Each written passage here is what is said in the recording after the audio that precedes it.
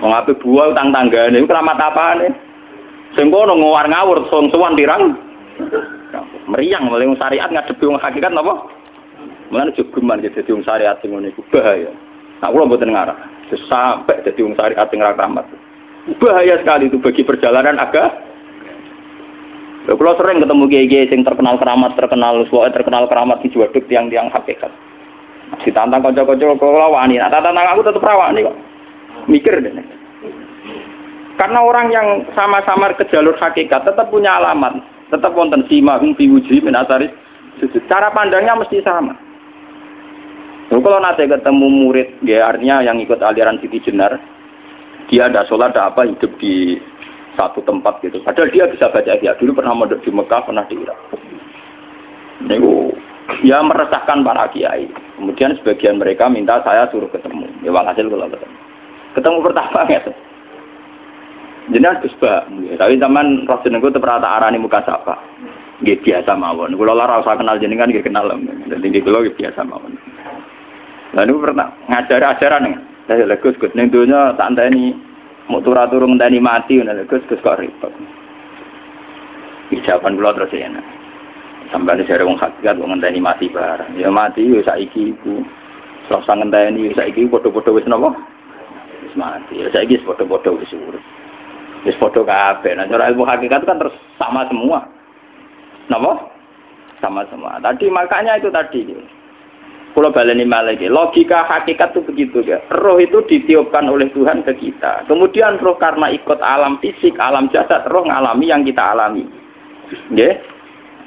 Ketika roh ngalami yang kita alami dia tersiksa. Nah, ketika roh sudah terpisah dari jasad yang mengekang, yang memenjara ini, dia senang terus kembali ke Tuhan. Ini disebut inna lillahi wa inna ilaihi. Lah jasad ini kemudian menurut ilmu hakikat enggak ada gunanya sama sekali total. Hilang ditelan tanah. Lah kalau begitu jasad iki nak mbok agul-agulan, Gusti bathuk kula tak nggo sujud tangan kula ndi buktine tangan wis ra ono. Bathuk wis ora. Mulane dari Siti Jenar, hanya wali bodoh kayak kalian yang punya ajaran bodoh begitu. Malah rasupan terus. Mulane Sunan Kalijaga semangat kon mateni mergo tambah omongane glodro ndi. Tapi yang enggak disadari Siti Jenar yaitu tadi. Inti dari ilmu hakikat itu kan tunduk sama kersane Tuhan.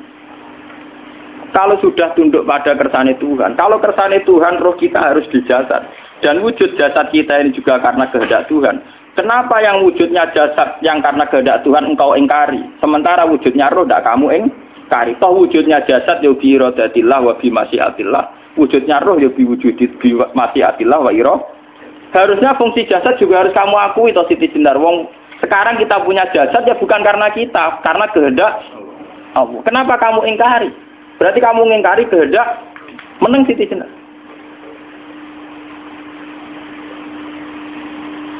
Makanya hakikat yang pertama Semi itu pasti khayal. Lah Siti Jenar itu hakikatnya baru yang sampai khayal itu. Sehingga dia tersesat. Sebetulnya kalau sudah hakikat beneran itu tidak perlu khayal begitu. Artinya perlu khayal jasad kita sing senajan ora ana gunane ini. Tetap ya wae wujudnya karena kehendak Allah. Juga kita harus terima. Apapun kekurangannya, apapun kenaifannya, ironisnya harus kita terima. Ini sebagai bentuk penerimaan kita pada masyiatil. Begitu juga keadaan roh kita sebagai penerimaan atas masyiatil. Meskipun ada teori-teori roh yang lebih valid. Lebih valid misalnya begini.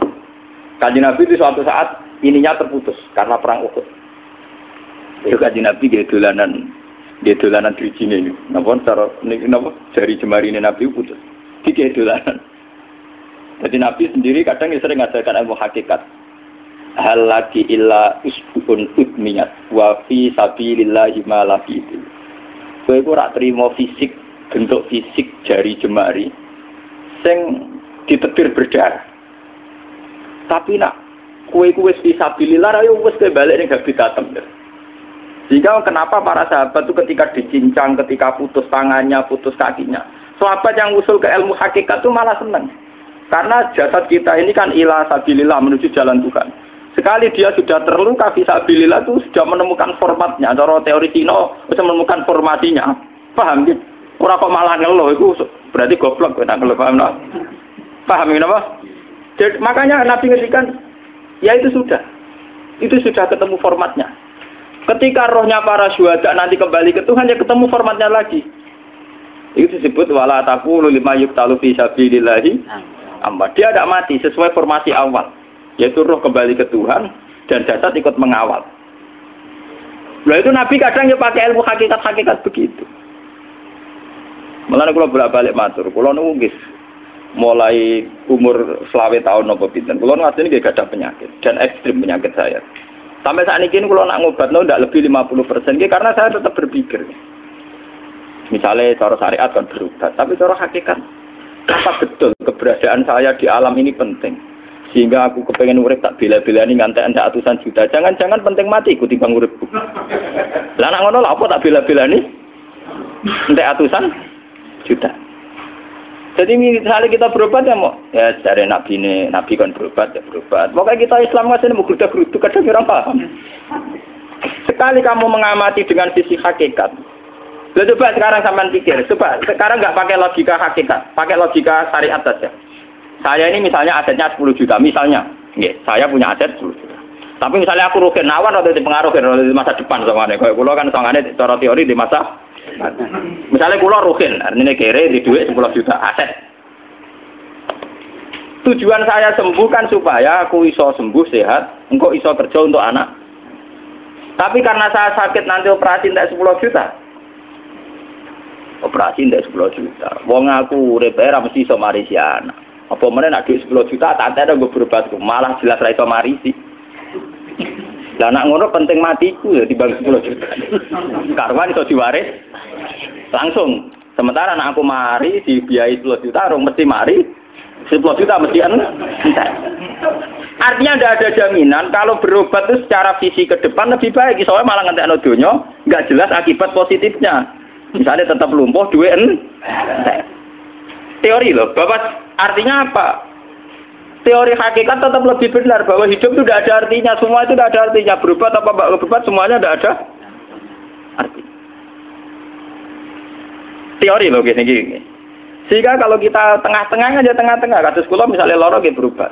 Gusti separuh kula nglakoni syariat, tapi sebagai kula ulama fikih nggih separuh kula lakoni napa? Jadi kula tetap mboten ngarah obat 100%.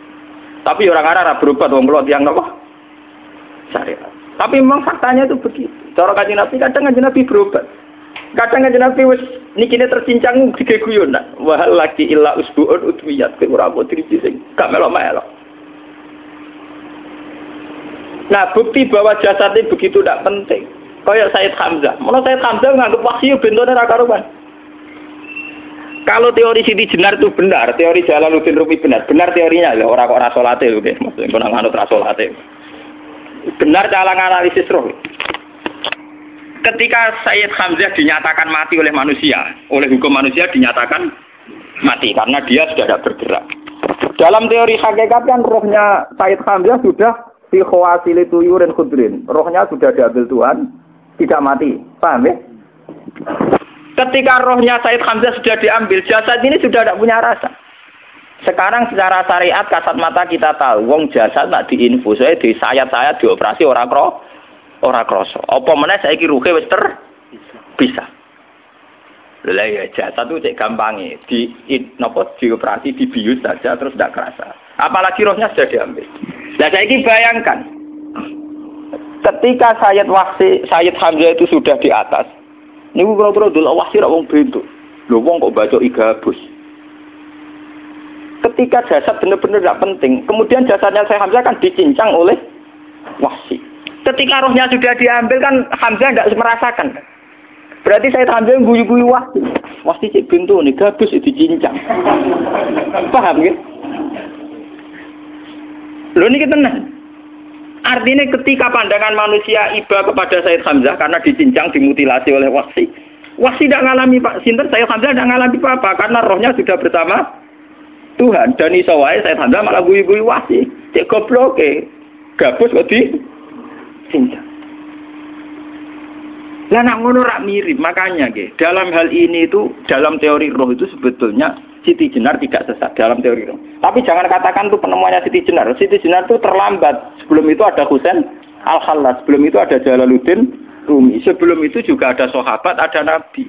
Cuma cara aplikasinya Siti Jenar melenceng. Jadi jangan katakan kok tak kampus-kampus, itu pendapat Siti Jenar itu malah goblok meneng. Siti Jenar itu sanut, paham nggih maksud apa? Wis anut. Nah, teori yang sama terjadi pada Yesus Kristus. Ketika Yesus misalnya secara lahir dicincang, dimutilasi, diapakan oleh orang Yahudi. Sebetulnya rohnya dia sudah bersama Tuhan, kembali ke Tuhan Bapa, nah cara Kristen. Nah cara Islam ya balik ning pangeran. Andaikan itu iya, itu ya tidak ada masalah karena hakikatnya dia tidak dicincang, tidak dibunuh. Andaikan iya lah, tentu menurut Islam yang dibunuh Yudas atau siapa itu yang masuk bialah. Tapi sama sebetulnya teorinya sama. Kalaupun iya tidak ada masalah. Oke, kalau misalnya Nabi Isa karena ada kontroversi menyangkut dia atau Yudas. Sekarang yang Zakaria dan ya Zakaria itu dicincang betul oleh orang Yahudi, matinya dimutilasi. Tapi dia tidak apa-apa. Karena ketika beliau dicincang, rohnya sudah diambil. Ini rumah tenan kan, bener untuk kendel mati paham kan ya. Jadi maksudnya ini kalau ajari, nak mati itu tidak problem. Ini kalau urip mati loh. Nah ini bersamaan paham ya. Kaitan la ilaha illallah ini nanti semuanya sama kaitan sama apa? La ilaha illallah. Ini nanti ujungnya sama dengan la ilaha illallah. Begitu juga seterusnya. Misalnya Yahya kalian sinten? Zakaria. Ketika Tuhan ditanya, jadi tenggene alam malakut pengiran ditakok, ya Allah, Yahya dan Zakaria itu kan hamba pilihan engkau. Ketika dicincang kok jenengan biarkan. Endi Yahya Zakaria dicincang? Aku iku ora goblok dari pengiran. Sedurunge dekne dicincang jasate ruhe tak jupuk. Dadi dekne ora krasa blas. Begitu juga yang tafsir-tafsir, sampean lihat wa Maryama. Sayyidah Maryam yang istrinya Fir'aun. Itu kan dia iman sama Nabi Musa Asiyah, ya Asiyah imro'ati napa? Fir'aun. Asiyah imro'ati Fir'aun, ya. Itu kan dihukum oleh Fir'aun. Ketika mau ditumpaki napa? Batu besar. Iku Allah ketika di pangeran, ya malaikal mauti, cepat ambil rohnya sebelum dihunjami batu besar. Terus rohnya diambil. Sebab itu dalam hukum Tuhan, Tuhan itu tidak merasa bahwa Tuhan membiarkan Asiyah, membiarkan Hamzah, membiarkan Yahya, membiarkan Zakaria. Dalam hukum Tuhan, semua orang ini roh-roh terhormat. Akhirnya nak nganggo teori iki sing nyincang malah goblok, wong gabus goblok cincang ngono lho. Nah nganggo teori iki malah berbalik, sing goblok sing nyincang. Paham? Yo ora kok sesuai sampean kiaskan saja. Wong dibius wae disayat-sayat gak krasa. Kaya apa nak ruhe bener-bener wis tercabut terpisah. Rasane ning ndi? Iku sing disebut wala taqulu limayuk talu fi sabilillah napa? Lah kemudian roh ini kemana? Nah, roh itu sudah menyatu dengan kalimat tauhid. Mesti roh itu bersaksi la ilaha illallah. Itu sing disebut ning alam roh ketika Allah tanya alastu bi rabbikum mesti qalu bala. Mesti mereka jawabnya apa? Bala. Karena alam roh tentu lebih mudah bersaksi akan keberhadiran dan keeksistensi Tuhan Allah Subhanahu wa taala. Paham ya niki sampean penting. Nah, ketika kalimat tauhid sudah menyatu kayak begini, itu mesti kalimat tauhid sing mesti langsung untuk swarga. Itu dimaksud Nabi mustaiqinan biha qalbu mukhlishon biha qalbu. Ati itu qalbu kan nggak bisa kamu artikan jantung atau liver kayak teori modern sekarang. Misalnya qalbun itu apa? Jadi kiai qalbun itu jantung. Nah ngono beda mek liver. Lah nek liver apa kabidun niku akal-akalan aja padha ora paham. Bahasa kolbun, fikrun, aklun itu sesuatu yang misteri. Roh ini kemudian dengan kalimat tauhid sudah menyatu disebut mukhlishon biha qalbu. Ada tingkat kemurnian hubungan roh dengan kalimat tauhid. Lah kalau begitu pasti dakhalal jannah. Karena tidak mungkin kalimat tauhid kok di neraka. Lah ini ngomong masalah-masalah hakikat. Wong sing gak tahu petualangan hakikat, momennya sing sering bingung. bakas duit, bayar kredit, utang jatuh tempo. Ora usah melok mikir, utek wis entek go mikir duit.